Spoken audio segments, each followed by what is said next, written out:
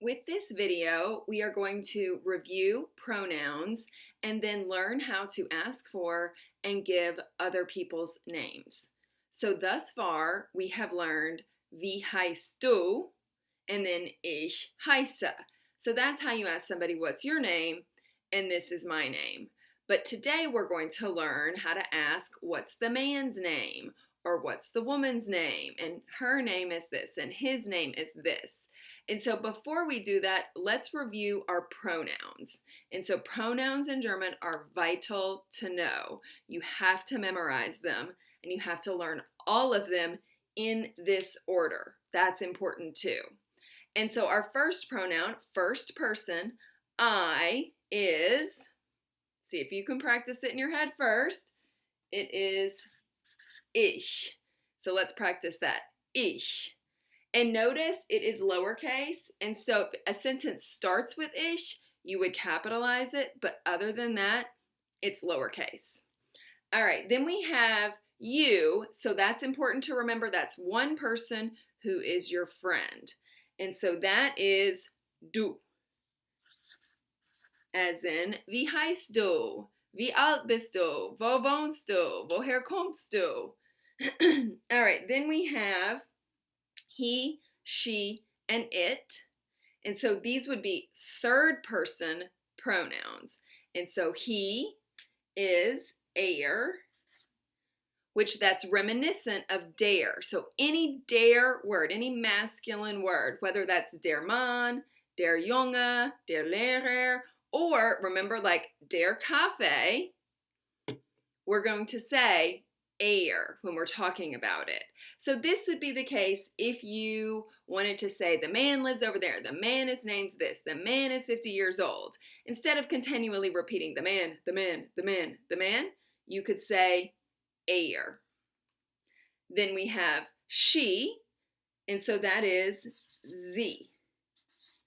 And that's reminiscent of die. So any die word, whether that is die Frau or die Lehrerin or die Hauptstadt, the capital city, die Flagge, any die word you talk about, unless you want to repeat the flag, the flag, the flag, the flag, or the woman, the woman, the woman, the woman, instead of saying that over and over and over again, you can say sie or she.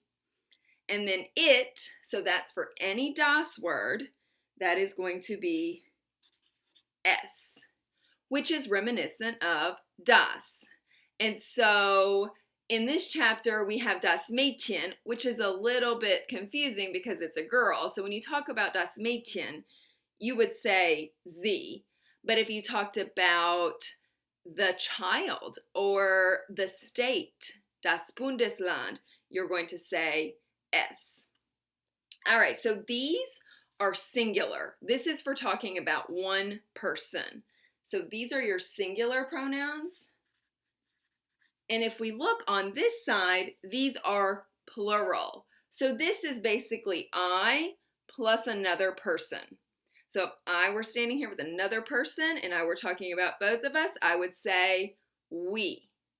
And so this side is plural, and it's the plural version of this. And so I plus another person is going to be we, and in German that is wir. And so, and whenever you're talking about two people, you and somebody else, or multiple people, you're going to say wir. All right, then we have you one person. This is you plural, so this is y'all, and that is going to be ear. Ear, just like your ear, ear. And then here, we have two here, so let's first focus on they. So this would be if you had two boys, two girls, two inanimate objects, if you had a boy and a girl, or two boys and three girls. So any number of these, this would be one boy. Over here, if you were talking about two boys, you'd say they, and so that is going to be sie. That's a lowercase z, so is this. And so these two words are the same, and the way that you tell is just context. Were you talking about one woman? Then it's going to be a she. Were you talking about 10 people? Then it's going to be a they. You just have to know based on context. And then you formal, And so that's different. That's not really related to anything else on here, but that's another way to say you in German. Du, wie heißt du, woher kommst du, wie alt bist du? That's really just for friends, family, children, people younger than you, people your age, if you're a teenager. But if you're an adult and you're talking to another adult and you don't know them, you would be here. Or if you're a child and you're talking to an adult, you would be here. And so this is you formal, so it still means you. It's just a more formal way of speaking. And that word is Z with a big S. So we do this, Z with a big S. And so this is just, if you see it in writing, you can tell which is which. But if you're just hearing, you don't know. So again, based on context. Are you talking to a sir or ma'am? Do you use a Herr or Frau, a Mr. or a Mrs.? Okay, so let's practice these. Hör zu und wiederhole. Ich, du, sie, es, wir, ihr, sie. And so now we are going to move on and talk about asking what people's names are. And so far we have learned wie heißt du and ich heiße. And so what that means is, really remember you're saying, how are you called? That question word is how. So this is, how are you called? This means to be called. In one word in German, that's to be called. And so let's practice that. Hör zu und wiederhole. Wie heißt du? And then the response, ich heiße. These little letters are really important. That tells us what's correct. Ich heiße means I am called. And then that's where you put your name. And so now, when we move on, we're going to be talking about other people. You're going to see these are really similar. And so our question, wie heißt das Mädchen, is going to be, how is the girl called? So how is the girl called? Would be the definition there. And so notice the verb ends in a T there. So no heiße. You only add that E when you're talking about yourself. So let's practice that. Hör zu und wiederhole. Wie heißt das Mädchen? And so that would be, how is the girl called? And then the response. So this is where it's a little bit strange because it's a das word. Remember, because it ends in shin. Anything that's shin is a das word. But we know that girls are feminine, so we're not going to call them its in German. We're going to call them she's. And so sie heißt, again with the T, this is the same, because here we're talking about the girl, and here we're still talking about the girl. This is not the same, because here I'm talking about you. That's our subject. And here I'm talking about I. So this has to change. The verb has to change along with the subject. Oops, that's a subject. But here it doesn't change, the girl, and it's still the girl. This is just the pronoun to replace the girl. And so this would mean she is called. And you wouldn't have to put she here. You could say again, das Mädchen. That would be totally fine. All right, then let's practice one with the boy. And so wie heißt der Junge would be, how is the boy called? And so this is your subject. That's the person that you're asking about. And so notice this T is the same as it was for the girl, because the girl and the boy is the same third person singular subject.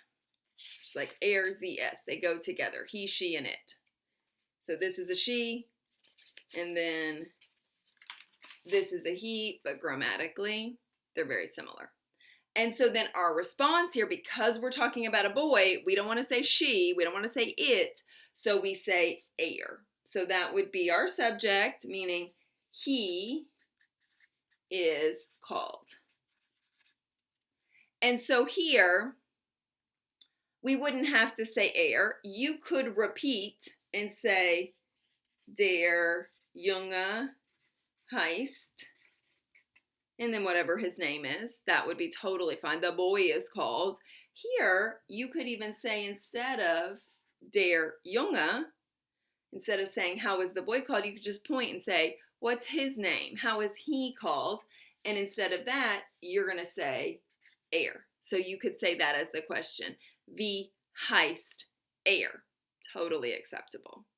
Okay, so let's review our different responses for talking about what other people's names are. And so we have a new question, and that question is, wer ist das? So wer ist das is a very simple question to ask. So we have a new question word here. Who is that? And so here, you're going to have to point. You're going to have to recognize this is who we're talking about. And so, wer ist das? Who is that? You're going to be asking about somebody's name or profession or, role, that sort of thing. Oh, that's my sister. Oh, that's the teacher. So there could be a lot of different responses here. So we have some examples. And so let's practice this. Hör zu und wiederhole. Wer ist das? So then our first is das ist, which means that is. So you could put somebody's name, you could say that's the woman, or you could say that's the teacher. And so let's practice that. Hör zu und wiederhole, das ist. And that could be for a woman or a man. That is. All right. Or you could say ist. So that would mean he is. And you could put his name here. He is Eric, or he is the teacher, or he is the boy. And you could also put Z here. I don't have it written on here, but those two are like interchangeable, whether you're talking about a man or a woman. Or Z. Or you could say heißt. So that would mean he is called. So this would be only specific for names. You wouldn't put he is called teacher. So you would put here heißt Eric. Or you could say Sie heißt. And then finally, you could say der Junge heißt. So this would mean the boy is called. So again, you're not going to use this for a job. You're not saying the boy is called the boy. You're going to say the boy is called Eric. So der Junge heißt. You need a name there. You could also say das Mädchen heißt. Okay, one pitfall. What you cannot do is combine any of these two. So you cannot say ist heißt. That's very bad. This would be having two verbs in your sentence. Ist is a verb is. Heißt is a verb to be called.